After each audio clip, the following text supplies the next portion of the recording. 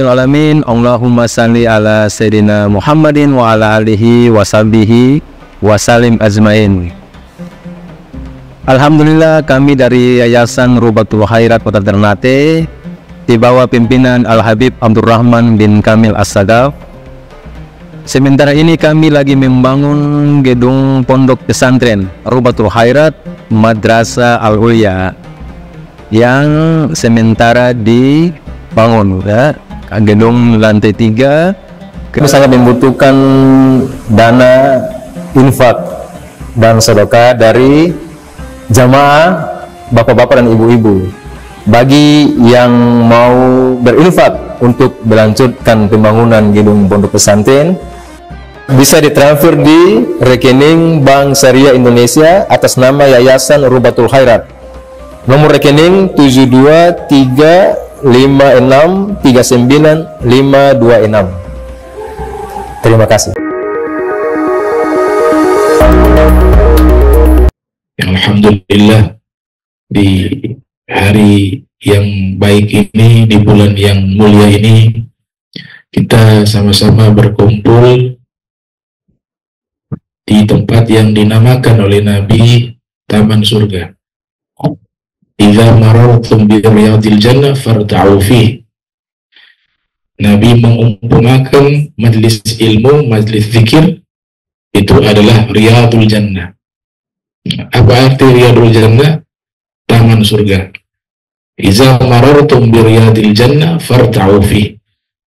Apabila kalian melewati taman surga, ambil kesempatan duduk di tempat tersebut. Nikmati kenikmatan di situ. Kenikmatan spiritual, kenikmatan diberikan pengampunan dosa. Jadi sangat mudah sekali Allah Ta'ala berikan kesempatan seseorang dosanya diampuni. Hanya sekedar menghadiri majlis ilmu, dosanya diampuni oleh Allah. Gumu maghfuranlah. Bangkitlah kalian dari majlis ilmu dalam keadaan telah terampuni dosa kalian. Bahkan Allah berikan bonus. Dosa-dosa kita bukan hanya diampuni, tapi dikonversi menjadi pahala. Qad buddilat sayyi'atukum hasanat. Sungguh telah diganti dosa-dosa kalian menjadi pahala kebaikan. Hanya sekedar duduk, mendengar, ini anugerah kita dapatkan. Itu. Ini tema yang diangkat sangat penting sekali untuk kita cermati bersama. Jadi naik level ya. Orang berpuasa itu harus naik level. Ada level paling dasar, level menengah, level atas. Yaitu Imam Ghazali, beliau membedah satu persatu level-level orang berpuasa. Nah, sebelum saya bahas sedikit apa yang diterangkan oleh Hujjatul Islam Al-Imam Abu Hamid Muhammad bin Ahmad Al-Ghazali At-Tus, salah satu imam besar ahli sunnah wal jamaah yang terkenal di timur maupun di barat, yang dikenal oleh kaum muslimin maupun orang-orang non-muslim di Eropa sana. Ya, kelahiran tahun 450 Hijriah, wafat 505 Hijriah. Saya saat ini berada di BPS ya. Itu artinya apa? Badan Pusat Statistik. Dulu ada satu imam dari Ahlul Bait bernama Al-Imam Musa Al-Kazim. Pernah dialog dengan khalifah di masa itu di Daulah Abbasiyah bernama Harun Ar-Rasyid. Beliau pernah menjelaskan permasalahan agama menggunakan statistik, perhitungan. Kemudian Khalifah Harun Ar-Rasyid mengatakan, ini agama Islam, kok yang kamu sampaikan matematika dan perhitungan? Yang kamu sampaikan kok masalah statistik. Saya bertanya kepadamu masalah ilmu-ilmu agama Islam. Kenapa jawabannya? Jadi memang beliau jawab menggunakan data statistik perhitungan. Itu disebutkan di dalam kitab Bahjatul Mahafil karya Syekh Nawawi Al-Bantini, dan itu kisah yang sangat panjang, saya singkat saja. Dijawab oleh beliau bahwa agama Islam ini agama statistik. Agama Islam ini agama perhitungan. Bukankah Allah Subhanahu wa Ta'ala menyebut di hari kiamat dengan sebutan Yaumul Hisab? Apa arti Yaumul Hisab? Hari di mana seluruh amal manusia dihitung oleh Allah, disensus oleh Allah, didata oleh Allah dengan statistik. Nah, sehingga kita saat ini yang hidup di dunia harus pandai menimbang, menghitung amal kita sebelum Allah yang menghitungnya. Karena kalau Allah menghitung, tidak ada yang luput. Yang kecil maupun yang besar, semuanya terdata, terinput di dalam perhitungan Allah. Di surat Al-Kahf disebutkan, La sagiratan wala kabiratan illa ahsoha. Tidak ada amalan yang kecil maupun yang besar, melainkan semuanya terdata dan terhitung di sisi Allah Subhanahu wa Ta'ala. Nah, sehingga kita diajarkan orang mukmin yang baik itu, dia pandai menghitung dirinya.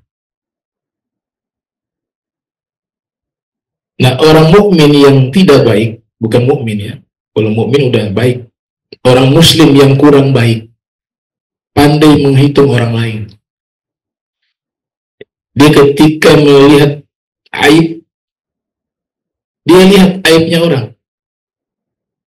Orang ini begini kekurangannya, orang ini begini, orang ini begini. Sehingga dia lupakan bahwa diri dia juga banyak ada kekurangan. Dia lupa menghitung dirinya. Padahal Sayyidina Umar bin Khattab sudah memberikan satu nasihat. Hasibu anfusakum qabla an tuhasabu. Wazinu a'malakum qabla an tuzanu. Hitunglah diri kalian sebelum kalian dihitung oleh Allah. Timbanglah amal kalian sebelum amal kalian ditimbang oleh Allah Subhanahu wa Ta'ala. Jadi statistik atau perhitungan ini punya hubungan yang erat dengan amal. Kalau di BPS mungkin menghitung penduduk ya. Kalau mukmin menghitung diri. Dulu ada ulama di Turki di masa transisi keruntuhan Daulah Utsmaniyah tahun 1924 Masehi. Ada satu ulama yang paling akhir terkenal di Daulah Utsmaniyah, namanya Said Nursi. Beliau punya satu metodologi dalam masalah perhitungan. Jadi sebelum tidur di waktu malam, ya, beliau wudhu, kemudian duduk di atas tempat tidur, mulai beliau menghitung, menghisap. Mulai dari tangan, wahai tangan, hari ini dosa apa yang kau lakukan? Beliau ingat lagi, sehari aktivitas. Kalau memang ada dosa, ya Allah ampunilah dosa tangan saya. Kemudian beliau hisap mata. Hari ini mata ini melihat yang haram. Ya Allah tolong ampuni dosa mata saya. Semua anggota tubuh yang 7 itu. Telinga, lisan, perut, kaki, kemaluan. Itu beliau hisap setiap malam sebelum tidur. Sehingga seluruh anggota tubuh ini telah diampuni oleh Allah Ta'ala. Karena masing-masing anggota tubuh ini kan menjadi saksi. Ya, teknologi canggihnya Allah, CCTV-nya manusia, itu terbatas. Ada memorinya. Tapi CCTV-nya Allah, anggota tubuh kita itu CCTV-nya Allah. Merekam mulai dari kita balik sampai meninggal dunia. Itu di diisyaratkan di surat Yasin. Al-yawma nakhtimu ala afwahihim wa tukallimuna aydihim wa tashhadu arjuluhum bima kanu yaksibun. Di hari ini kami kunci mulut mereka. Kenapa Allah memulai ayat ini dengan kami kunci mulut? Karena biasa di dunia mulut ini bisa membela diri, bisa berbohong. Maka dikunci oleh Allah. Karena menjadi senjata andalan manusia untuk mengelak kesalahannya di dunia. Bisa dia memutarbalikkan fakta lewat lisan. Bisa membela diri, sekalipun itu kebohongan. Maka dikunci di akhirat. Yang bicara, tangan, kata Allah. Yang menjadi saksi, kaki. Ini adalah CCTV-nya Allah. Bahkan bumi ini menjadi CCTV-nya Allah, merekam seluruh perbuatan kita yang setiap hari kita berjalan di atasnya.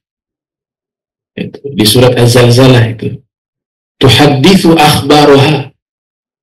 Kata tuhaddithu di situ dalam kajian ilmu nahu menggunakan kata ganti dia perempuan.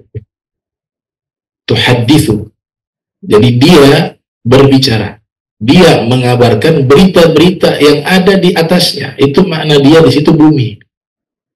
Jadi Allah menyampaikan bumi ini akan menjadi saksi dan akan merekam jejak kehidupan manusia yang hidup di atasnya dan dikabarkan di hadapan Allah Ta'ala.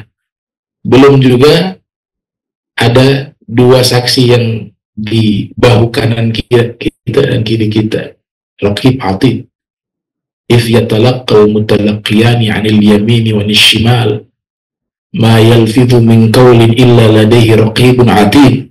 Di surat Ghaf Allah Ta'ala berfirman, tidaklah kalian bertemu melainkan di sisi kanan kalian dan kiri kalian. Itu tambahan dari kitab tafsir Imam Baydawi. Itu ada malaikat yang bertugas mencatat amal baik, Raqib, dan ada malaikat yang bertugas mencatat amal buruk, Atid. Tidak satu ucapan yang kalian ucapkan, qaulin, nakiro, tanpa alif lam. Itu dalam kajian ilmu bahasa Arab, ilmu nahu, kalau tanpa alif lam maknanya qaulin, satu ucapan.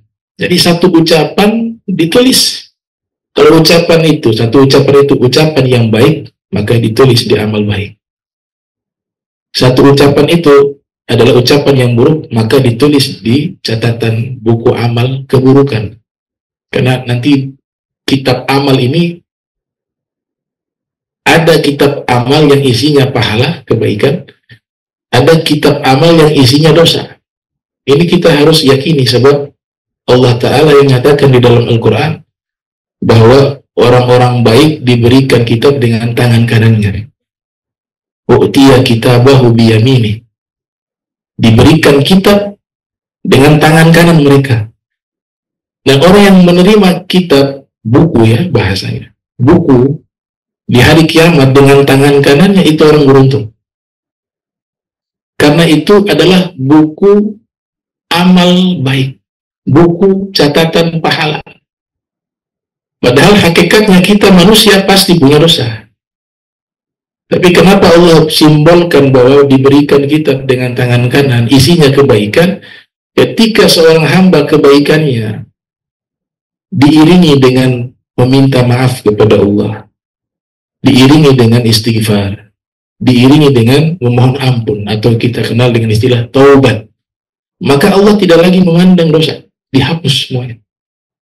Yang ada hanya hasanat, kebaikan-kebaikan. Nah sebaliknya orang yang diberikan kitab, u'tiya kitabahu bishimali, dengan tangan kiri dia menerimanya, itu isinya dosa seluruhnya.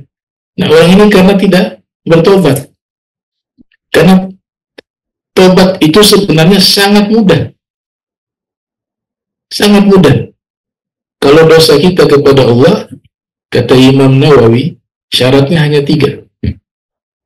Dalam kitab Riyadhus Shalihin beliau terangkan, yang lahir 631 Hijriah, wafat 676 Hijriah. Yang pertama menyesal perbuatan dosa itu, mengakui itu salah.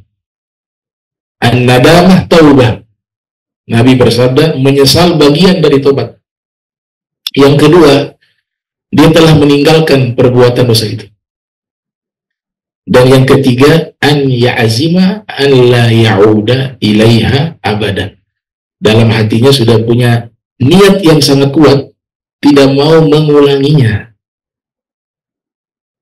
Nah, tiga syarat ini terpenuhi, dosa kita diampuni oleh Allah Subhanahu wa Ta'ala. Maka salah satu momentum terbaik di bulan suci Ramadan, Nabi ijazahkan doa yang kita baca secara khusus di bulan suci Ramadan itu meminta apa? Meminta pengampunan, meminta maaf kepada Allah. Asyhadu an la ilaha illallah, astaghfirullah, nas'alukal jannata wa na'udzubika minan nar. Allahumma innaka 'afuwun tuhibbul 'afwa fa'fu anna. Ya Allah, Engkau Maha Pemaaf, Afun tuhibbul 'afwa, dan Engkau sangat senang dengan maaf, maka berikanlah maaf itu untukku. Itu doa sangat indah. Ya. Kita punya kesalahan 12 dari 12 bulan, mungkin 11 bulan itu banyak kita melalaikan perintah-perintah Allah, banyak kita melakukan kesalahan dosa. 1 bulan kita mengstatistik, menghisap diri kita dengan minta ampun, minta maaf kepada Allah Subhanahu wa Ta'ala. Dan Allah ketika memaafkan dosa itu tidak ada yang tersisa. Itu rahmatnya Allah. Syekh Nawawi Al-Bantini dalam kitab Nuruz Zalam ala Syarhi Aqidatil Awam menyebutkan ketika seorang hamba yang mukmin dia melakukan kebaikan, saat itu juga Allah perintahkan malaikat mencatat pahalanya tanpa ditunda-tunda, dan bahkan kadang-kadang diberikan bonus, dilipat gandakan pahalanya. Kata Nabi sampai 10 kali lipat, bahkan sampai 700 kali lipat, bahkan berlipat-lipat, tidak tahu jumlahnya berapa. Itu kebaikan satu yang kita lakukan. Tapi ketika seorang hamba, seorang mukmin, seorang muslim melakukan perbuatan dosa, Allah Ta'ala memerintahkan malaikat yang mencatat perbuatan dosa itu, tamahal, sabar, jangan dulu ditulis, kasih kesempatan, mungkin sebentar lagi dia bertobat. Coba lihat itu rahmatnya Allah Subhanahu wa Ta'ala. Sehingga dikatakan oleh para ulama, waktu malaikat yang mencatat dosa itu menulis perbuatan buruk kita, dosa kita, itu sampai 6 jam ditunda. 6 jam. Untuk berikan kesempatan kepada pelaku maksiat atau pelaku dosa itu untuk bisa bertobat kepada Allah, sehingga tidak tercatat. Tapi kalau melakukan amal baik tidak ditunda, saat itu juga dicatat. Itu yang disebut di dalam Al-Quran, dari 114 surat, 113 surat kita dianjurkan membaca asmanya, Ar-Rahman Ar-Rahim, Bismillahirrahmanirrahim. Itu artinya Allah Maha Penyayang, Maha Pengasih lagi Maha Penyayang. Dari 114 surat, 6.666 ayat, hanya 1 surat yang dimakruhkan kita membaca basmalah, surat Baro'ah atau surat At-Taubah. Selebihnya sunnah membaca basmalah, kecuali di surat Fatihah wajib membaca basmalah menurut ulama mazhab Syafi'i yang kita anut fikihnya beliau. Itu artinya apa? Perbandingan kasih sayang Allah jauh lebih besar dibanding kemurkaannya Allah. Inna rahmati sabagas ghadabi, tertulis di arsy-Nya Allah, rahmatku, kasih sayangku melampaui kemurkaanku.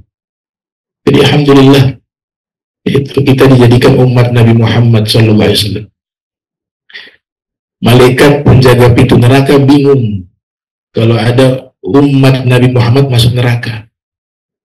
Bingung. Kalau umat-umat terdahulu syariat mereka sulit, sehingga kalau ada dari umat-umat terdahulu masuk ke dalam neraka, itu malaikat menganggap itu hal yang wajar.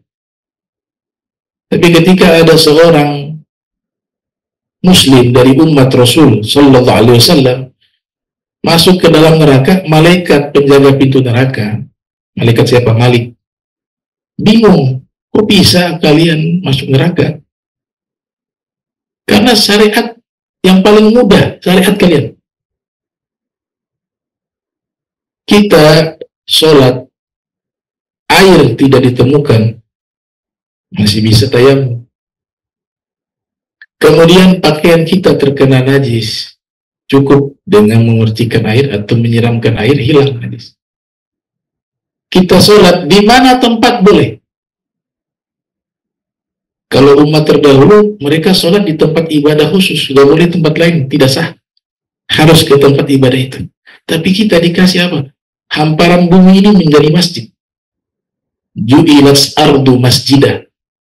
Dijadikan bumi ini sebagai masjid. Dimanapun kalian berada ketika sholat, maka disetujui oleh Allah. Sah. Umat terdahulu tidak boleh. Mereka harus ada di satu tempat khusus. Kemudian kalau terkena najis, cukup disirami. Umat terdahulu harus digunting tempat pakaian yang kena najis. Umat terdahulu kalau tidak ada air untuk ibadah, maka wajib mencari air. Tidak ada pengganti yang namanya tayamum. Umat Islam tidak ada air, bisa mengganti dengan tayamum. Umat terdahulu ketika sakit tetap diwajibkan untuk ibadah. Kita dikasih rukhsah. Kalau sholat tidak mampu berdiri, bisa duduk. Bahkan tidak mampu untuk duduk, dalam keadaan berbaring pun bisa. Umat terdahulu tidak demikian. Umat terdahulu melakukan dosa besar. Cara tobatnya apa? Faqtulu anfusakum ila bari'ikum. Bunuh diri. Itu tobatnya mereka.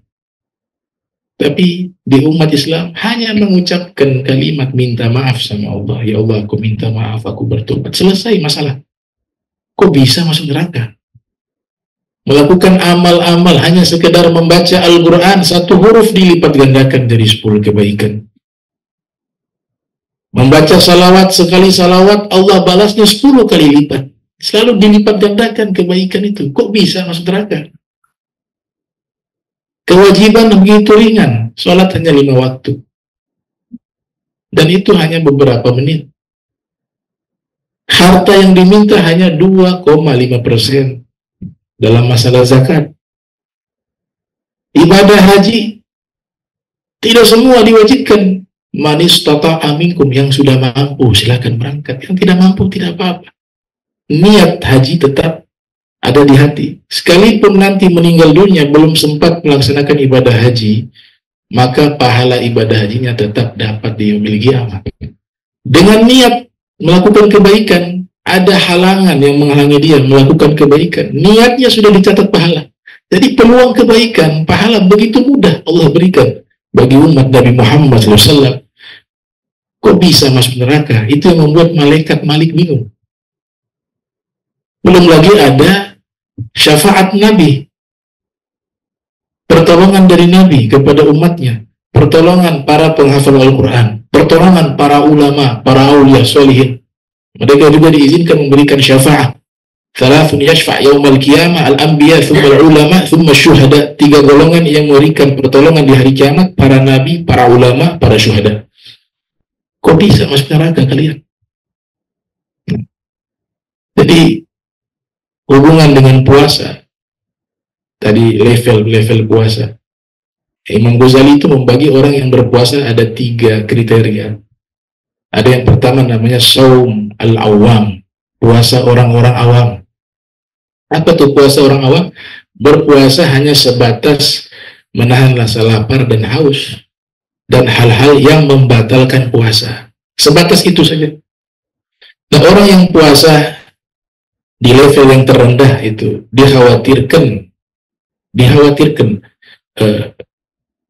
yang dia rasakan hanya rasa lapar dan haus, sedangkan pahala puasanya dia tidak dapatkan. Itu kekhawatirannya Nabi Sallallahu Alaihi Wasallam.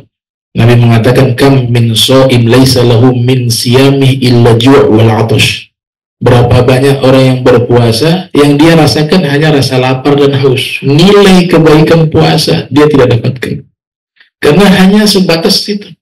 Kita harus naik ke level kedua, paling minimal, yaitu saumul khusus, puasa orang-orang khusus.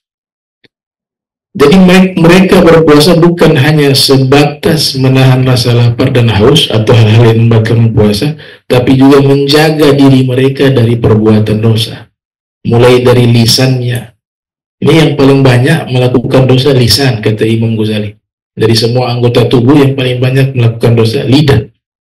Cuma zaman sekarang ditambah lagi jari. Lidahnya, orangnya gak banyak ngomong, diam. Tapi jarinya memfitnah sana sini dengan mengetik, meng-share, memposting berita-berita hoax, menyebarkan propaganda, mengadu domba sana sini dengan jari. Saya takjub dengan Imam Ghazali. Di zaman beliau belum ada ini internet, belum ada ini handphone, belum ada media sosial. Tapi isyarat itu sudah ada, beliau mengatakan. Beliau mengatakan begini dalam satu kaidah dalam kitab Bidayatul Hidayah. Ya, beliau mengatakan innal kitabata ahadul lisanaini. Menulis tulisan itu adalah salah satu dari dua lisan. Jadi status hukumnya sama. Ketika kita mengucapkan hal-hal yang tidak baik lewat lisan, dengan kita mengetik hal-hal yang tidak baik lewat tulisan, maka status hukumnya sama. Jadi kadang-kadang ulama-ulama terdahulu, ini luar biasa ya, mereka bisa, karena kebanyakan mereka kan orang-orang soleh, bukan hanya pintar secara intelektual, tapi juga di dalam suluk ibadahnya luar biasa, membersihkan hati dari segala kotoran, akhlak yang baik, akhlak yang mulia, sehingga kadang-kadang diberikan ilmu yang tidak didapat lewat proses belajar. Satu bidang ilmu namanya fiqih infirad. Apa itu fiqih infirad? Para fuqaha membahas satu masalah hukum di zaman mereka. Ada yang 1000 tahun yang lalu, ada yang 800 tahun yang lalu, ada yang 700 tahun yang lalu. Tapi yang dibahas masalah hukum tentang peristiwa-peristiwa yang akan terjadi di masa depan. Itu jadi satu bidang ilmu tersendiri. Di antara yang sangat pakar di bidang ilmu fikih infirad ini, fikih yang membahas kasus masalah masa depan, itu Al-Imam Abu Hanifah. Dan masih banyak ulama-ulama lain seperti Al-Imam Abu Ya'la wa Ibn Hajar Al-Haytami wa Imam Romli dan ulama-ulama lainnya. Mereka membahas masalah masa depan yang kasusnya belum ada. Saya ambil contoh satu, kopi luwak dulu ya. Itu kan masalah baru, kontemporer, kekinian. Tapi ulama yang di masa lampau, mulai dari abad 5, 6, 7, khususnya dalam mazhab Syafi'i, sudah membahas status hukum itu. Padahal kopinya belum ada yang model begitu. Mereka sudah mengatakan kalau ada hewan memakan biji kopi atau biji-bijian lainnya, kemudian ketika dia buang hajat menjadi kotoran, kalau biji tersebut sudah hancur, maka statusnya adalah najis. Kalau najis, tidak mungkin bisa menjadi suci selama-lamanya. Tapi kalau bijian ini keluar bersama kotoran dan masih utuh, tidak ada retakan, masih utuh seperti semula, maka statusnya mutanajis, benda yang hanya terkena najis. Kalau benda yang hanya terkena najis, cukup dibersihkan dengan air, hilang baunya, hilang warna najisnya, rasanya juga tidak rasa kotoran, maka statusnya menjadi suci. Itu sudah diterangkan ya, 1000 tahun lalu atau 900 tahun yang lalu. Masalahnya di zaman itu belum ada. Tapi di zaman kita ada itu, kopi luwak itu. Begitu juga masalah kawin silang antara hewan najis dengan hewan suci. Di masa mereka belum ada seperti itu. Dan mereka berfatwa bahwa hukumnya najis. Misalnya domba dikawin silangkan, mohon maaf, dengan babi. Lahirlah ini anak, fisiknya domba. maka status hukumnya ngikut kepada yang paling berat, yaitu najis. Ternyata di zaman sekarang ada. Di Jerman itu ada istilah hewan baru, namanya dombi. Domba babi. Itu persilangan antara domba dan babi. Nah, ulama-ulama kita ada yang diberikan kelebihan itu. Bisa Allah buka tabir, buka hijab, dikasih ilham, dia bisa mengetahui hal-hal yang terjadi di masa depan. Nah, ini kekuasaan Allah, gak boleh kita batasi. Kalau kita mengingkari, berarti kita membatasi qudratullah. Kalau bicara kekuasaan Allah, semuanya rasional. Sekalipun itu tentang akhirat, hari kiamat, surga neraka, ini gak bisa diempiriskan, gak bisa diriset dengan ilmu pengetahuan. Tapi bukan berarti tidak masuk akal. Karena kalau berbicara kekuasaan Allah, semuanya rasional. Semuanya rasional.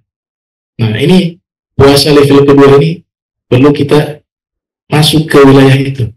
Jadi kita berpuasa bukan hanya menahan rasa lapar dan haus, tapi juga kita menahan diri, melatih diri kita untuk tidak melanggar perintah-perintah Allah Subhanahu wa Ta'ala. Mulai dari lisan kita, jari kita, tangan kita, bahkan di level yang tertinggi hati kita. Itu yang disebut puasa khususul khusus, puasa orang-orang istimewa. Itu yang tertinggi. Jadi mereka menjaga bukan hanya anggota tubuh dari dosa ketika berpuasa, bukan hanya menahan rasa lapar dan haus, tapi juga sampai ke satu level tertinggi menjaga hati. Hati dari kesombongan, dari iri hati, dari kedengkian, dari hasud, dan lain sebagainya. Nah, ini level tertinggi seorang yang berpuasa, yaitu saum khususil khusus menurut Al-Imam Al-Ghazali. Nah, yang kita perhatikan, tadi saya katakan Imam Ghazali sudah mengisyaratkan yang paling banyak anggota tubuh ini yang melakukan dosa, lisan. Ditambah zaman kita, jari. Coba lihat dalam hadis Nabi katakan, khamsun yuftirna as-shaim. 5 perbuatan yang membatalkan pahala puasa. Ini para ulama di kalangan fuqaha wal muhaddithin, mereka ada silang pendapat tentang makna hadis ini. Karena Nabi sebutkan khamsun yuftirna as-shaim, 5 perkara yuftirna. Lafaz yuftirna itu artinya membatalkan puasa. Namun Nabi tidak menyebut secara spesifik apakah maknanya membatalkan pahala puasa ataukah membatalkan puasa itu sendiri.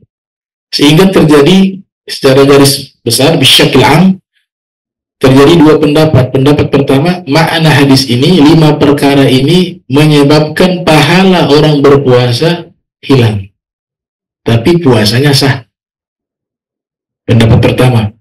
Pendapat kedua mengatakan, enggak, makna hadis ini itu membatalkan pahala puasa sekaligus membatalkan puasanya, sehingga puasanya dianggap juga tidak sah. Nah, golongan pertama itu dari kelompok para fuqaha yang mengatakan bahwa hanya membatalkan pahala puasa, tapi puasanya dianggap sah. Itu fuqaha. Kalau golongan yang kedua, golongan para sufi, mereka mengatakan tidak. Hadis ini berbicara tentang orang yang pahala puasanya juga terhapus, batal, dan puasanya juga batal. Apa itu 5 perkara tersebut? Nabi katakan yang pertama, al-kadzib, berdusta. Wal-ghibah, menggunjing. Wan-namimah, memprovokasi, adu domba. Wal-yamin al-kadzibah, sumpah dusta, sumpah palsu. Dan yang kelima, an-nadhru bisyahwah, melihat sesuatu dengan syahwat. Kalau kita perhatikan 5 ini, 4 diantaranya dosa ini sumbernya dari lisan. Dusta, lisan. Di zaman kita saat ini, jari juga bisa buat berita-berita dusta di media sosial, kemudian di broadcast, di share. Yang kedua, ghibah, lisan juga menggunjing. Zaman sekarang dengan jari juga bisa nonton video orang, kemudian diberikan komen. Komennya isinya menjelekkan.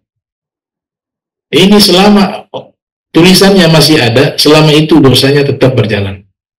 Makanya hati-hati komen-komen. Apalagi zaman sekarang sudah orang-orang awam berani mengkomen para ulama-ulama besar. Menggibah, menjelekkan. Yang ketiga, mengadu domba. Buat konten-konten yang sifatnya provokasi. Dosanya dari mana? Lisan juga. Naklul kalam, memindahkan satu ucapan dari satu orang ke orang lain dengan tujuan membuat permusuhan dua orang ini. Itu namanya namimah, adu domba. Dan yang keempat, sumpah palsu atau sumpah yang dusta. Dan yang terakhir itu melihat sesuatu dengan syahwat. Bahkan ulama mengatakan kalau lagi berpuasa, melihat istri dengan syahwat juga dilarang. Apalagi yang haram. Istri halal, tapi ketika berpuasa dilarang. Kenapa? Takut nanti terjerumus kepada hal yang diharamkan. Karena ketika orang berpuasa, berhubungan biologi suami istri, itu hukumnya haram. Dan dia kena kafaratul uzma. Konsekuensinya dia mendapatkan sanksi yang berat. Yaitu puasa 2 bulan berturut-turut. Nggak boleh dicicil-cicil, harus berturut-turut. Atau memberikan makanan kepada 60 orang.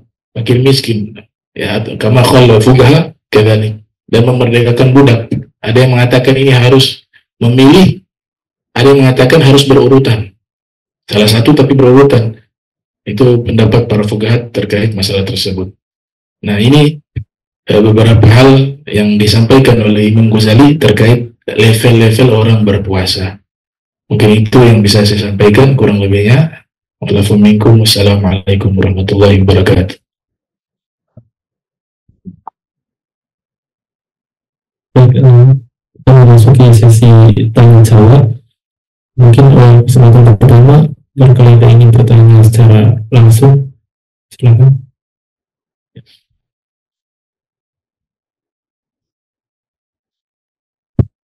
Assalamualaikum warahmatullahi wabarakatuh. Waalaikumsalam warahmatullahi wabarakatuh. Izin perkenalkan, nama saya Dani Santoso. Izin bertanya, kita kan puasa biasanya juga tetap ada kayak kumpul sama teman-teman gitu. Terus biasanya tuh ada temen yang emang dari puasa atau emang dari udah lama kebiasaannya tuh suka guyon, terus apa kalau ngomong itu kayak cepat ceplos gitu. Nah, itu gimana kalau dalam puasa kita sebagai teman itu apakah mengingatkan? Kadang itu memang dia emang nggak bisa nahan kayak karena udah jadi biasa aja gitu kan. Itu yang pertama. Terus selanjutnya kita kan sebagai teman lihat dia kayak banyak kayak gimana gitu, dan itu kayak istighfar, astagfirullah, tapi sambil ketawa gitu. Nah, itu hukumnya gimana kalau dalam agama Islam? Sama satu lagi, mungkin ini nggak berkaitan dengan tema. Kalau saya dikasih tahu sama ayah saya itu setelah baca Al-Fatihah itu yang qolab dolim itu biasanya ada disuruh namanya Rabbir Fili terus amin gitu kan. Kalau enggak Rabbir Fili walilladaya walijama'al mu'minin amin. Nah, itu gimana untuk kalau kita terkadang sholat atau di luar sholat itu gimana? Itu aja.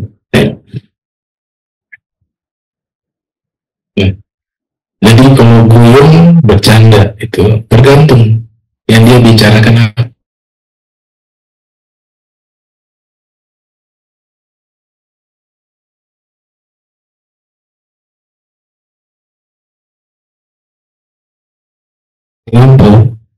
Ada satu sahabat yang memang terkenal suka guyon, namanya Abu Nuaim.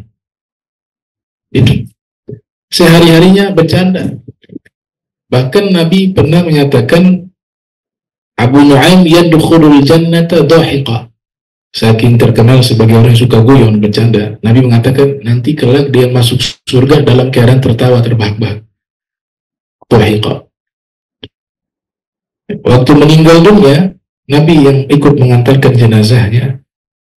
Kemudian di saat itu Nabi lihat alam barzakh, ya, Jadi Rasulullah diberikan kelebihan bisa melihat tuh alam kubur.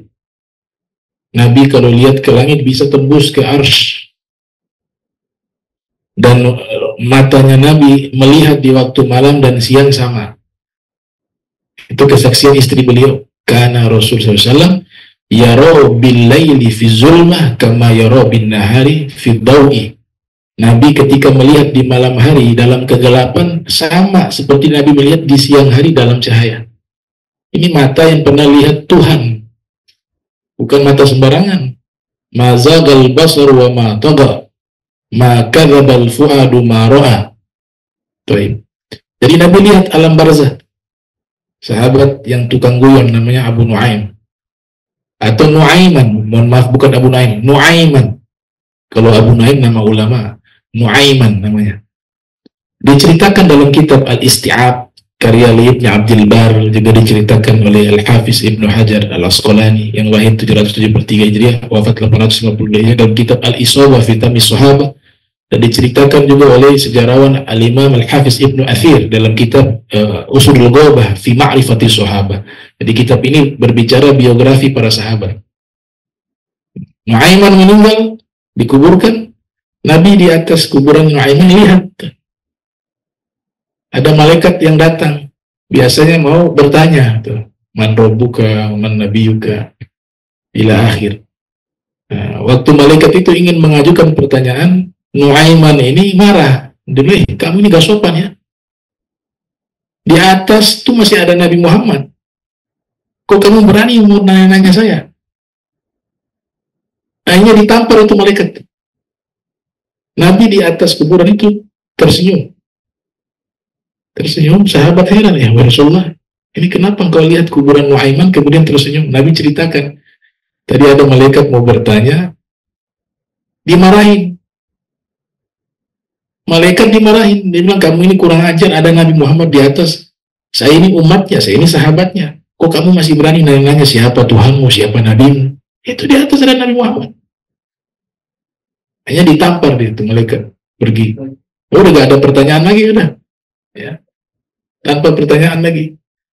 Nah, dari situ Nabi katakan bahwa Nuaiman ini lucu orangnya.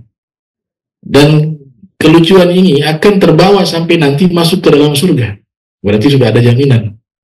Nabi kalau sudah mengatakan orang ini nanti masuk surga, itu masuk surga. Wa ma yantiqu anil hawa in huwa illa wahyun yuha. Apa yang Nabi ucapkan wahyu semuanya. Dan dia akan masuk ke dalam surga dalam keadaan tertawa. Bahkan Nuaiman ini pernah bercanda kepada Nabi Muhammad SAW. Yang lain gak berani. Ya, pernah Nabi sedang sholat di Masjid Nabawi. Nuaiman ingin makan kambing, tapi gak ada uang. Pas pengembala yang jual kambing itu lewat, dipanggil. Ini saya mau beli 1 ekor. Nanti yang bayar itu yang lagi sholat. Dia tunjuk siapa? Dia tunjuk Nabi Muhammad SAW. Cuma ini jangan ditiru ya, bahaya. Itu yang bayar. Dia pergi ke rumahnya, dipotong itu kambing, disuruh masak. Istrinya masak. Cerdas dia. Habis itu dia mengundang sahabat termasuk Nabi Muhammad untuk dia jamu makan daging kambing. Nah, Rasulullah habis sholat, ini tukang kambing tunggu. Nabi sholat. Rasulullah sudah paham nih, ini orang ada perlu sama saya. Makanya diringankan sholatnya. Biasanya sholatnya lama. Tapi karena lihat ada orang, ada hajat dengan beliau, beliau mempersingkat itu sholat. Salam, terus Nabi tanya, ada hajat? Dikatakan iya. Ini orang nggak kenal lagi siapa Nabi Muhammad SAW. Hanya tahu nama, tapi figurnya tidak dikenali. Kata dia, iya, bayar kambing 1 ekor. Nabi bilang, gimana ceritanya? Tadi ada orang, dia beli kambing saya, kemudian dia katakan yang bayar kamu. Pada saat itu Nabi paham, yang berani begini hanya 1 orang. Nggak ada orang lain yang berani. Ya. Pasti Nuaiman, Nabi sudah paham nih. Dan akhlaknya Nabi luar biasa, Nabi tidak marah. Nabi malahan tersenyum. Oh baik-baik, saya akan bayar. Berapa harganya? Ya. Harganya sekian. Nabi panggil sahabat-sahabatnya, kemudian sahabat-sahabatnya Nabi ceritakan, ini kambing begini, dan seterusnya. Sudah, sahabat ini bayar. Tidak lama setelah dibayar itu kambing, Nuaiman utus seseorang datang ke masjid. Untuk apa? Mengundang beberapa orang sahabat bersama Nabi Muhammad SAW juga untuk hadir ke rumahnya, ada jamuan makanan. Maka datanglah Nabi dengan orang-orang tersebut. Wafir riwayat, dalam satu riwayat, ini riwayat pertama ya, riwayat kedua, diundang beberapa sahabat tapi jangan undang Nabi. Karena khawatir tadi bahwa akan Nabi marah, pikirannya seperti itu. Karena sudah bercanda, ini bercanda yang ekstrim juga ya. Dipanggil beberapa sahabat, tapi Nabi tidak dipanggil. Hanya datang nih sahabat. Sahabat juga bingung. Biasanya orang kalau mengundang, kita pasti harus terlebih dahulu mengundang Rasulullah SAW. Kenapa kok Nabi tidak diundang? Udah, gak apa-apa. Mereka jalan sampai ke rumahnya Nuaiman, sudah dihidangkan tuh makanan. Nuaiman lihat, ada Nabi tidak? Gak ada. Waktu makan, ayo tambah. Mereka makan dengan lahap, tiba-tiba Nabi datang, Sallallahu Alaihi Wasallam. Waktu Nabi datang, Nuaiman terkejut, lari ke dapur sembunyi. Kemudian Nabi masuk, dipersilakan oleh para sahabat. Setelah itu Nabi bertanya, Aina Nuaiman? Mana Nuaiman ya? Sahibul Bait. Oh, dia ke belakang ya Rasulullah. Itu. Hanya Nabi ke belakang, izin ke belakang ke dapur, dia sembunyi di bawah meja. Terus Nabi mengatakan, ya Nuaiman, ayo keluar. Ya. Mana kambingnya? Kata Nuaiman, itu sudah dalam perut sahabat semua. Jadi impas Rasulullah, saya bukan beli itu kambing untuk pribadi saya, tapi saya mau kasih ini juga ke sahabat-sahabatmu. Nah, Nabi waktu itu tertawa bahagia. Kata Nabi, sudah, ayo kita makan sama-sama. Dimaafkan ya. Itu. Dan beliau ini Nuaiman tadi saya katakan suka guyon. Bahkan sebelumnya itu, mohon maaf, pecandu minuman keras. Satu-satunya orang selama sejauh kami riset riwayat-riwayat yang berani mabuk di depan Nabi itu Nuaiman. Mabuk.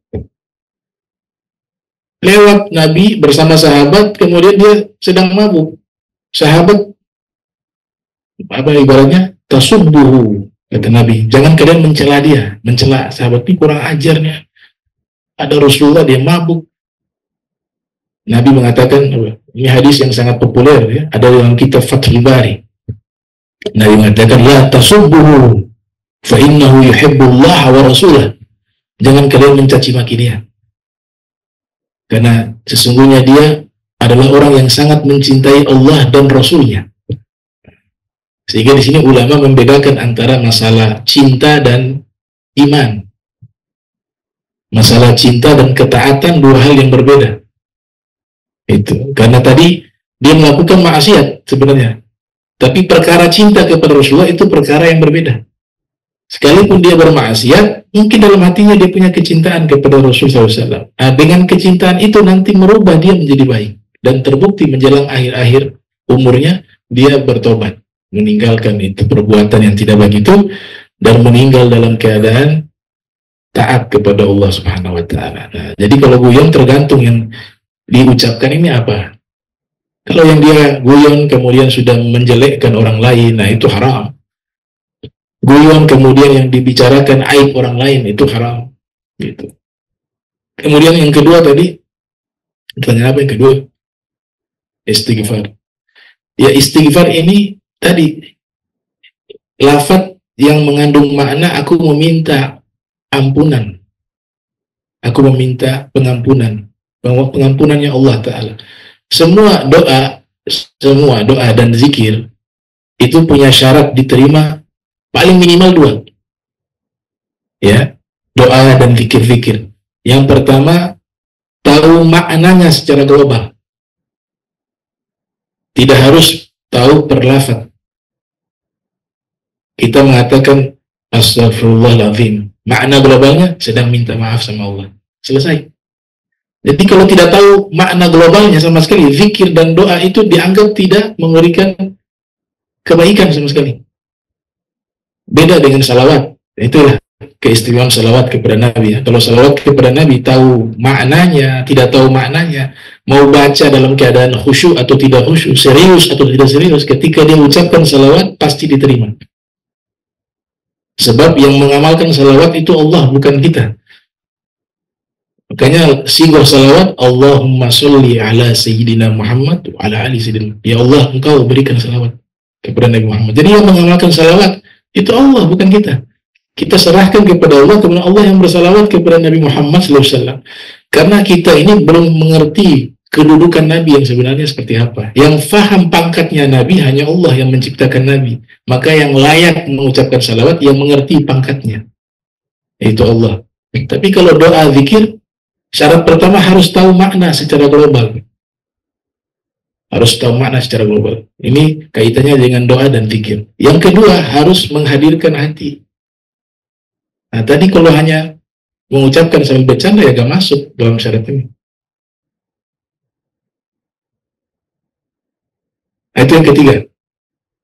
Yang ketiga itu ada ulama-ulama yang mensisipkan bacaan doa ketika membaca surat Fatihah. Dan itu ada beberapa riwayat Nabi juga ketika membaca suratul Fatihah dan surat-surat lainnya dalam sholat, ketika melewati ayat tentang surga, Nabi meminta agar dimasukkan ke dalam surga, diberikan rahmat. Kalau ada ayat yang dibaca berkaitan tentang neraka, Nabi meminta perlindungan kepada Allah. Jadi itu sah-sah saja. Ya, sah-sah saja. Bahkan ada yang menambahkan bacaan doa di antara selesai baca surat Fatihah dengan surat yang berikutnya, khususnya imam, ya. Karena imam kan ketika sholat membaca Fatihah, tugasnya makmum apa waktu itu? Mendengarkan, jangan membaca. Ada yang membaca itu menyelisihi daripada aturan.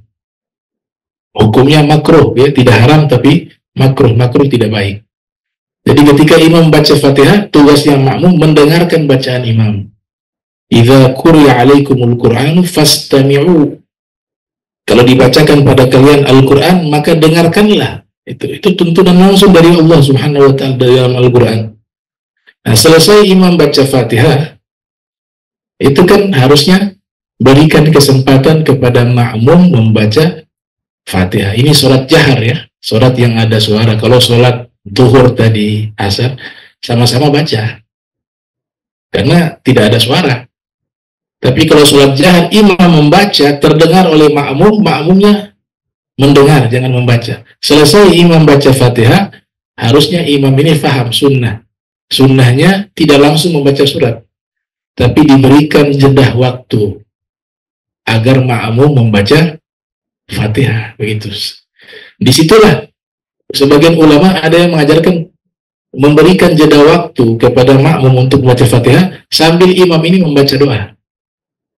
Ada doa-doanya yang dikutip dari ayat Al-Quran juga.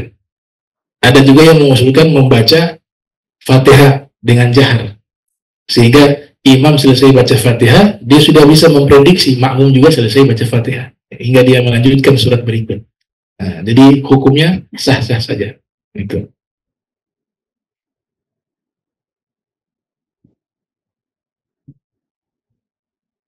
Baik, dua pertanyaan tadi sudah terjawab. Berikutnya saya izin bacakan pertanyaan ketiga dari jemaah yang bertanya melalui link Q&A. Pertanyaan ini mungkin tidak berkaitan dengan tema. Ya. Assalamualaikum Ustaz, izin bertanya. Saya punya hutang puasa tahun lalu, namun belum sempat diganti atau dikodok. Semua sudah keburu masuk bulan Ramadan lagi tahun ini. Hutang yang belum diganti sebanyak 2 hari. Saya pernah dengar bahwa harus bayar fidyah. Pertanyaannya, kapan waktu membayar fidyah tersebut? Bolehkah dibayarkan pada saat sudah masuk bulan Ramadan tahun ini atau dibayarkan sekarang? Atau harus dibayar sebelum masuk bulan Ramadan? Artinya sudah terlewat. Wa Allah Ta'ala fil Quran walladzina wa 'alal ladzina yutiqunahu fidyatun ta'amu miskin di surat Al-Baqarah ayat 184. Nah, 184. Orang-orang yang tidak mampu berpuasa, maka mereka menggantinya dengan fidyah, suatu makanan bagi seorang miskin. Nah, ini dalil fidyah. Dalil fidyah yang diambil dari Al-Quran yang ada di surat Al-Baqarah. Kata miskin di situ, kalau Al-Quran menyebutkan miskin tanpa menyebutkan kata fakir, maka artinya miskin dan fakir.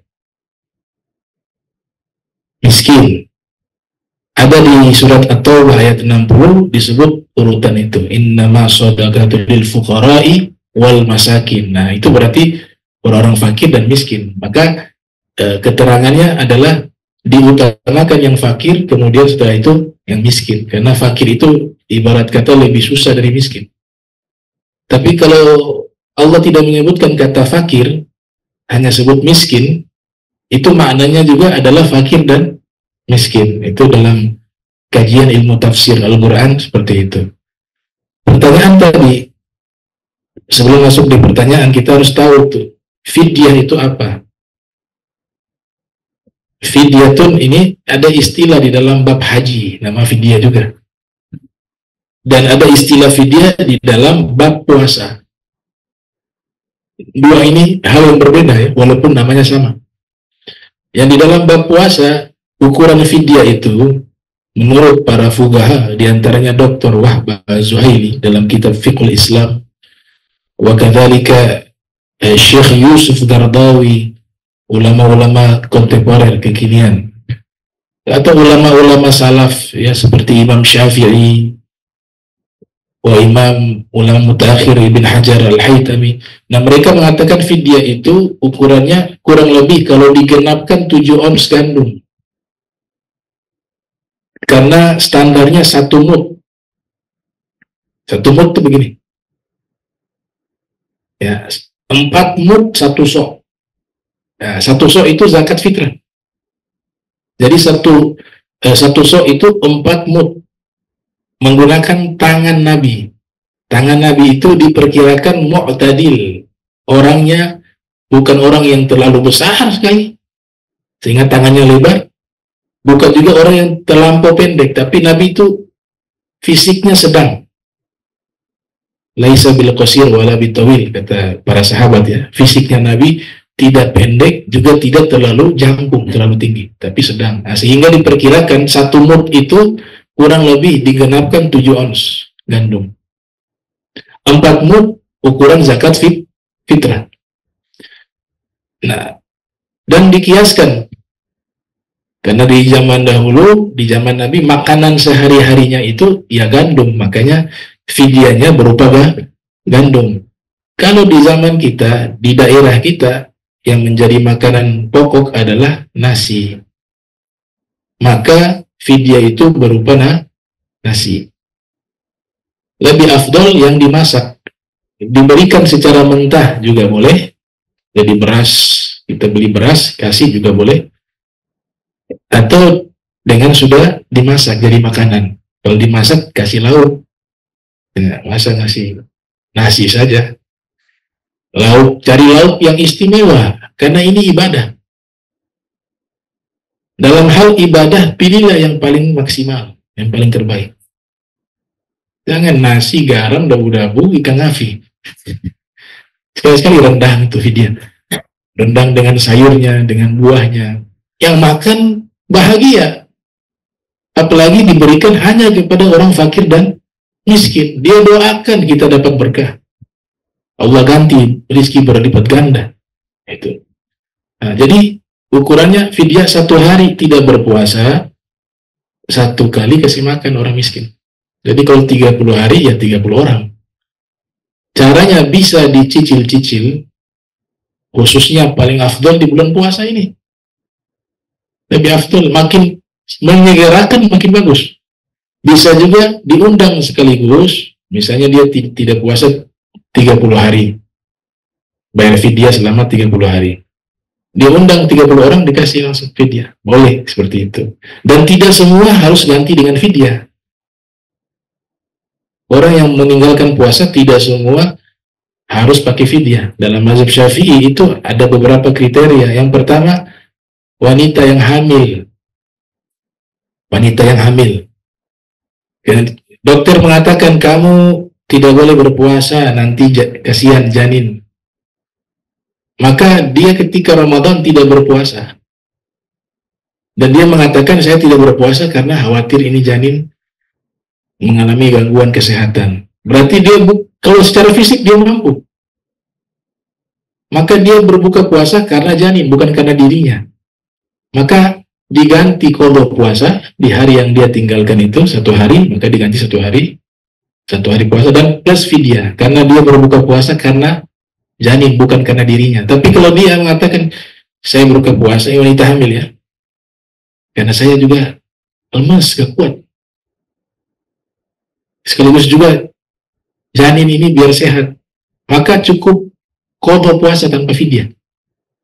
Karena dikiaskan kepada orang yang tidak mampu dia.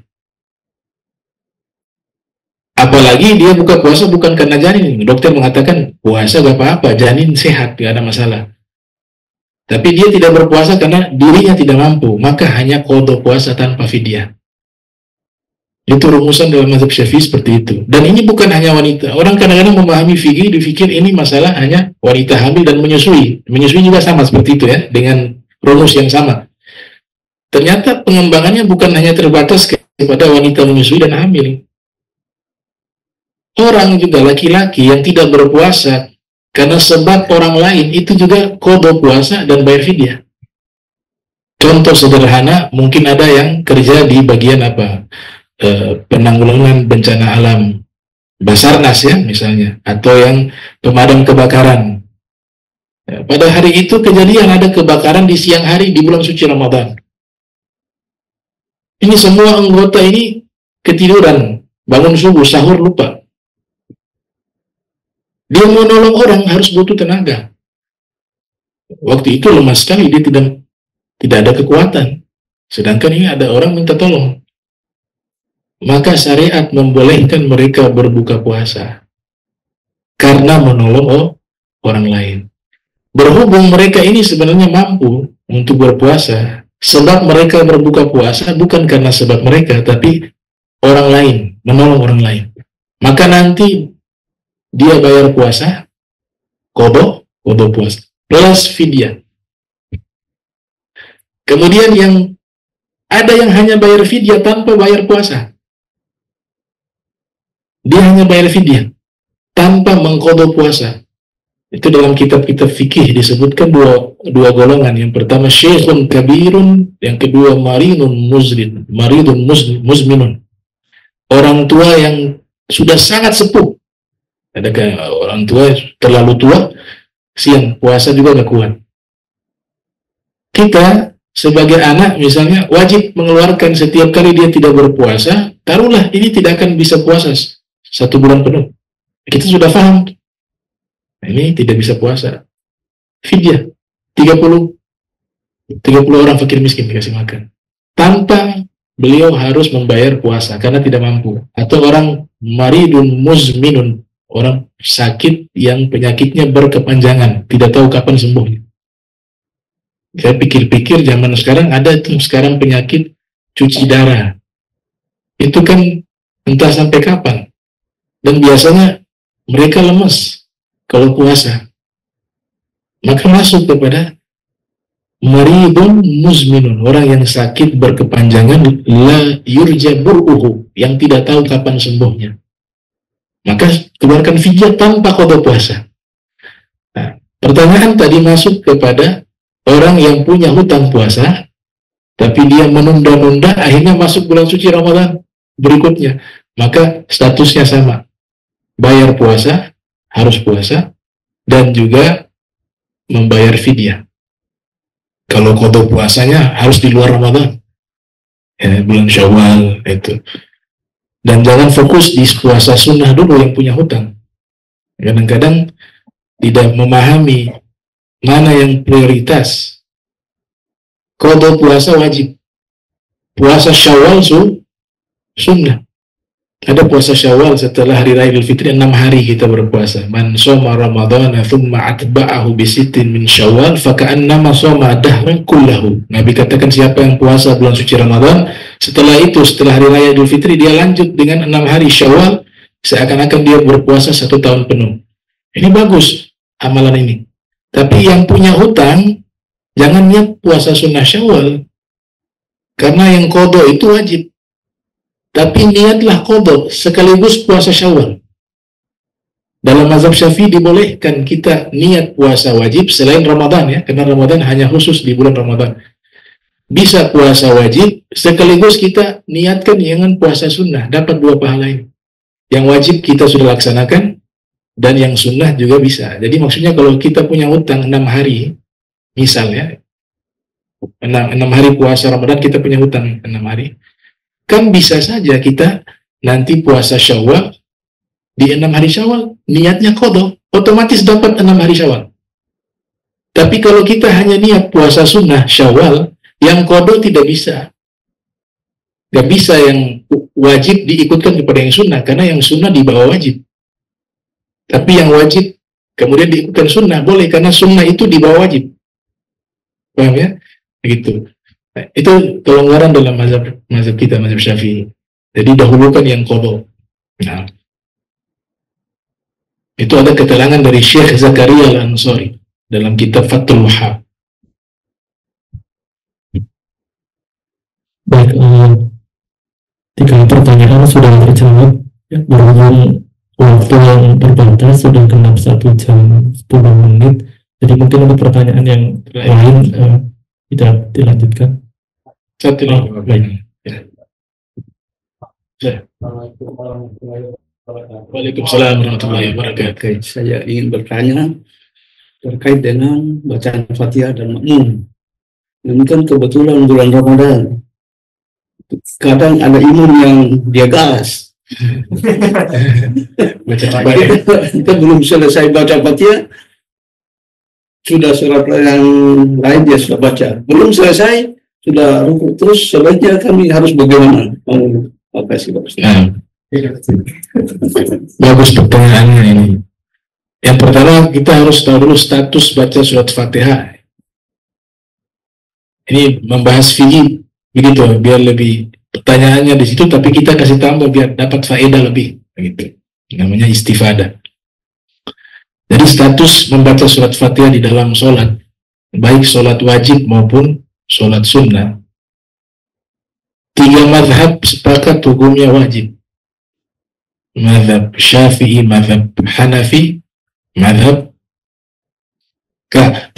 Syafi'i, mazhab Maliki, mazhab Hambali. Nih, 3 ini sepakat bahwa Fatihah itu harus dibaca baik di sholat wajib maupun sunnah. Tapi teknisnya berbeda. Ini panjang dah. Teknisnya berbeda. Jadi kalau sederhananya mazhab Maliki, kalau sholat jahar, makmum tidak wajib baca Fatihah, karena imam sudah baca Fatihah dan mereka mendengar. Tapi kalau sholat sir yang tidak ada suara, makmum dan imam wajib baca.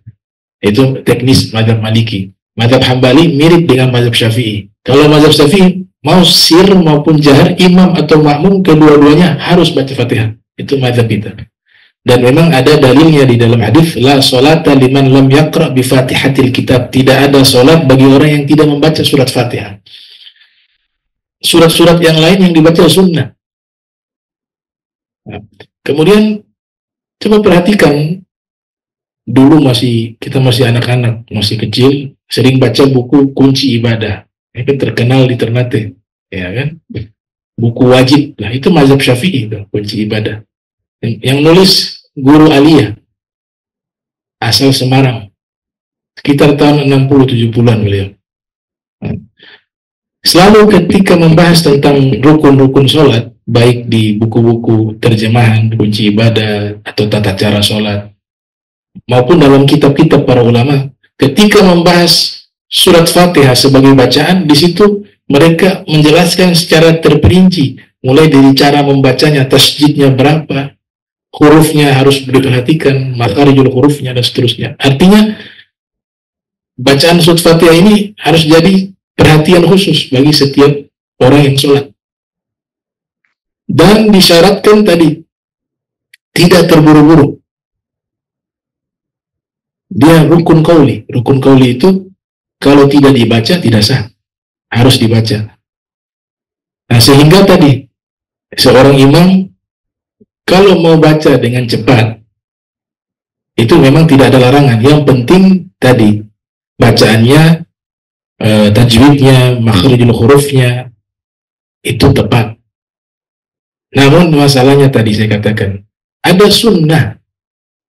Jadi kalau terlalu cepat juga mereka sudah meninggalkan satu sunnah. Apa itu sunnah? Sunnah untuk selesai baca Fatihah jangan buru-buru baca surat yang lain. Kasih kesempatan kepada makmum, karena makmum juga ada yang mungkin baru belajar baca surat Fatihah, ada yang bacanya lancar, ada yang bacanya sedang, ada yang terbata-bata dalam membacanya. Nah, ini untuk imam dulu nih. Jadi kalau sebagai seorang imam harus bijak gitu. Kalau mungkin di pesantren semuanya bacanya lancar, silakan. Tapi kalau di masjid, di tempat umum, kan masing-masing orang bacaannya berbeda satu dengan lainnya. Ada yang lancar, ada yang tidak lancar. Maka dianjurkan diam sesaat tadi, diiringi dengan doa atau baca Fatihah kembali secara sir untuk memberikan kesempatan kepada makmum membaca surat Fatihah. Karena yang paling inti surat Fatihah. Nah, sekarang kondisinya ini imam, kita sekarang makmum, tadi imam. Bagaimana cara menyikapi makmum yang imamnya ini bacanya terlalu laju? Ya, dia baru Bismillahirrahmanirrahim, imam suruh misalnya. Maka pada waktu itu kita ikut ruku. Itu keterangan di kalangan para fuqaha. Dan ada satu solusi kalau mendapati imam yang terlalu cepat baca Fatihah, dan kalau kita ingin membaca Fatihah dan imam sudah ruku, i'tidal, kemudian sujud, kalau sudah melewati 2 rukun fi'li batal secara hukum. Kalau ma'adzur baca Fatihahnya 3 rukun. 3 rukun ini kalau kita masih baca Fatihah, imam sudah ruku, sudah sujud, bangkit lagi, sholat kita batal. Makanya caranya apa? Ngikut imam. Solusinya apa? Kita pindah mazhab. Kalau saya begitu, pindah mazhab. Mazhab Hanafi tidak mewajibkan baca Fatihah. Mazhab Hanafi dan mazhab Maliki, khususnya Hanafi, menganggap bahwa ketika seorang sholat, Fatihahnya sudah dibaca oleh imam, itu sudah menjadi tanggungan imam. Beliau punya riwayat hadis itu. Dan saat itu ya tidak ada jalan lain kecuali harus mengikuti pendapat itu. Itu. Nah, itu keterangannya dari Imam Abu Hanifah. Beliau ambil dalil di Al-Quran, faqra'u ma tayassara minal Quran. Bacalah Al-Quran yang gampang. Sunnah baca Fatihah tetap dikesunahkan tapi tidak wajib. Cuma dari 4 pendapat yang paling kuat yang jumhur ini ya, harus baca Fatihah. Karena hadisnya ada. Cuma kan dalam hadis Nabi katakan, la sholata liman lam yaqra bi Fatihatil kitab. Al-Imam Abu Hanifah faham hadis ini juga. Ada riwayatnya. Tidak ada sholat bagi orang yang tidak baca Fatihah.